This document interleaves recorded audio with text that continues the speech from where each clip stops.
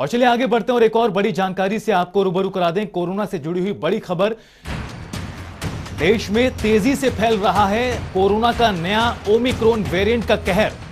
तो बता दें आपको, ओमिक्रॉन मरीजों की संख्या 270 के पार पहुंच चुकी है देश भर में। अब दिल्ली और महाराष्ट्र में सबसे ज्यादा मामले रिपोर्ट किए जा रहे हैं।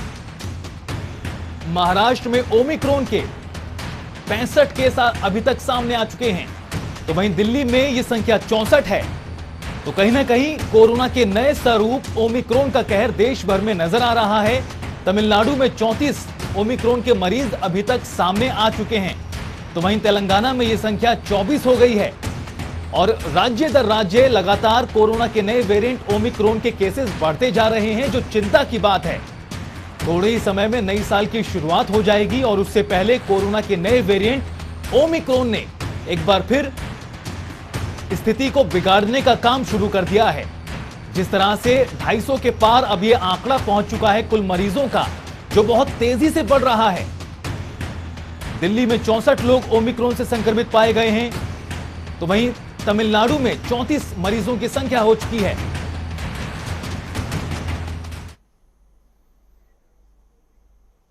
और देश में ओमिक्रॉन मरीजों का आंकड़ा तेजी से बढ़ रहा है। देश में अभी तक 270 लोग संक्रमित हो चुके हैं।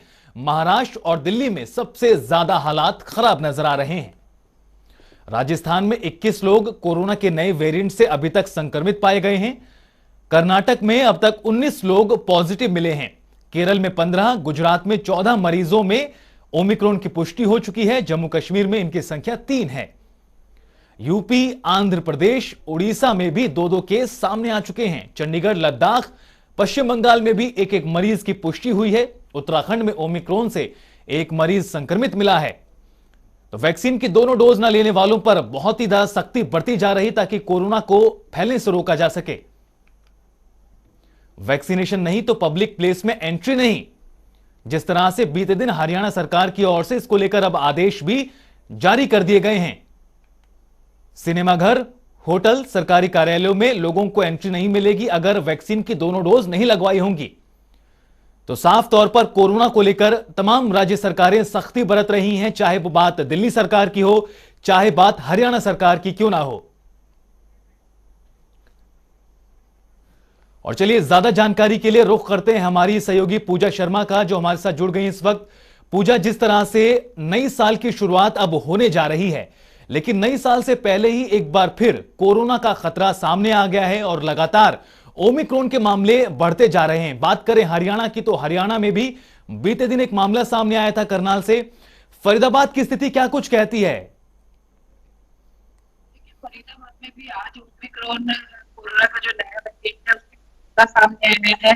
13 दिसंबर को कनाडा से एक छात्रा लौटी थी और जब उसका टेस्ट करवाया गया कोरोना का, तो ओमिक्रॉन वेरिएंट की पुष्टि की गई। उसके साथ उसकी माता जी जो थी और एक और महिला थी, वो उनके संपर्क में आई थी, तो उन्हें भी अस्पताल में उपचाराधीन अवस्था में रखा गया है। हालांकि सूत्रों की माने तो ओमिक्रॉन के फरीदाबाद में अब 3 मामले हैं, लेकिन आधिकारिक तौर पर केवल 1 मामले की ही पुष्टि की जा रही है। और ये मामला जैसे ही आया है, पूरा स्वास्थ्य विभाग हड़कंप मच गया है और हाई लेवल कमेटी की बैठक आयोजित की गई है, जिसमें स्वास्थ्य विभाग के अधिकारी और जिला प्रशासन के बड़े अधिकारी, जिसमें डीसी स्वयं इस बैठक में शामिल है, वो चल रही है कि किस तरह से अब, क्योंकि देखिए पिछले कुछ दिनों की यदि बात की जाए फरीदाबाद की, तो कोरोना के मामले लगातार बढ़ रहे हैं और सख्ती की यदि बात की जाए तो ना के बराबर सख्ती नजर आ रही है। लोग लापरवाह हो गए हैं और लापरवाही की वानगी ये देखिए केवल लोगों के स्तर पर नहीं है, सरकारी स्तर पर भी देखने को मिल रही है कि किस तरह से सामूहिक कार्यक्रम जो है सरकारी आयोजित किए जा रहे हैं।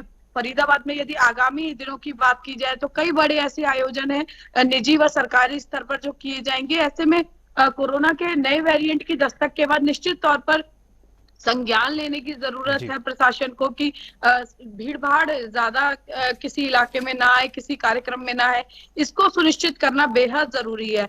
बाजारों को लेकर हालांकि रैंडम सैंपलिंग की बात की गई है, लेकिन स्वास्थ्य विभाग के अधिकारी जब तक मास लेवल पर इस कार्यवाही को अंजाम नहीं देंगे या कोई बहुत सख्त रुख नहीं अपनाएंगे, तब तक कोरोना पर नियंत्रण नहीं कसा जा सका। और देखिए मैं बता दूं कि कोरोना की दूसरी लहर में यही स्थिति बनी हुई थी कि शुरुआत में जब इक्का दुक्का मामले आए थे तो लोगों ने गंभीरता से नहीं लिया था, और जिसका परिणाम ये हुआ कि कोरोना की दूसरी लहर में किस तरह से पूरा शहर, पूरा जी। देश जो है वो उसका शिकार हुआ, सांसों पर संकट मंडराया। तो वो स्थिति कोरोना की थर्ड वेव की जो आशंका जताई जा रही है और जिस तरह से मामले ओमिक्रॉन के आ रहे हैं, निश्चित तौर पर जरूरत है सावधानी बरतने की, और जो सार्वजनिक कार्यक्रम है उनको उनको लेकर एक सख्त रुख अपनाया जाए। जो कोरोना वॉरियर्स है, जिन्होंने बहुत नजदीक से कोरोना की दूसरी लहर का तांडव देखा है, उनकी भी ये मांग है कि अब चाहे सरकारी कार्यक्रम हो या निजी कार्यक्रम हो, जब तक कोरोना का कहर थमता नहीं है उन पर पूरी तरह से पाबंदी लगा दी जाए, क्योंकि सेहत होगी तो कार्यक्रमों में शिरकत की जा सकेगी। तो ऐसे में चाहे शादी समारोह की बात करें या कोई अन्य आयोजन है, वहां पर भी प्रतिबंधित संख्या होनी चाहिए लोगों की।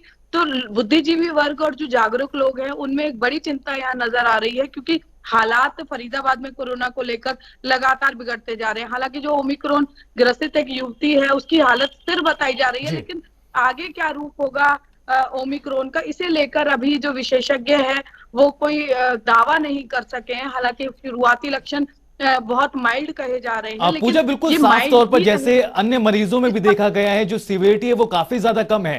हालांकि मैं समझना यहां पर ही चाहता हूं कि फरीदाबाद में क्या कुछ तैयारियां की जा रही हैं, क्योंकि जिस तरह से विशेषज्ञों की ओर से चेतावनी जारी की जा रही है कि कोरोना का नया वेरिएंट तीसरी लहर की वजह बन सकता है, ऐसे में क्या कुछ तैयारियां फरीदाबाद में की गई हैं, इसको लेकर जानकारी दें। देखिए, यदि अगर वर्तमान की यदि बात की जाऊं तो अभी तक कोरोना को लेकर कोई खास तैयारियां फरीदाबाद में नहीं नजर आती है। हालांकि आज जब ओमिक्रॉन का मामला सार्वजनिक हुआ है तो निश्चित तौर पर क्योंकि कल स्वास्थ्य मंत्री ने गाइडलाइंस बताई थी और जिस तरह से सख्त रुख अपनाया था, तो जरूर आज कोई घोषणा हो सकती है कि किस तरह से कोविड को लेकर सख्ती बरती जाएगी, प्रशासन किस तरह से अलर्ट मोड पर आएगा। लेकिन लोगों को तो जागरूक होने की जरूरत है बिल्कुल ही, पूजा, लेकिन कहीं ना कहीं न सिर्फ सरकार की ओर से सख्ती बल्कि लोगों को भी जागरूक होना पड़ेगा ही, तभी जाकर कोरोना की इस नई बीमारी से, नए स्वरूप से बचा जा सकता है। शुक्रिया पूजा इस तमाम जानकारी के लिए।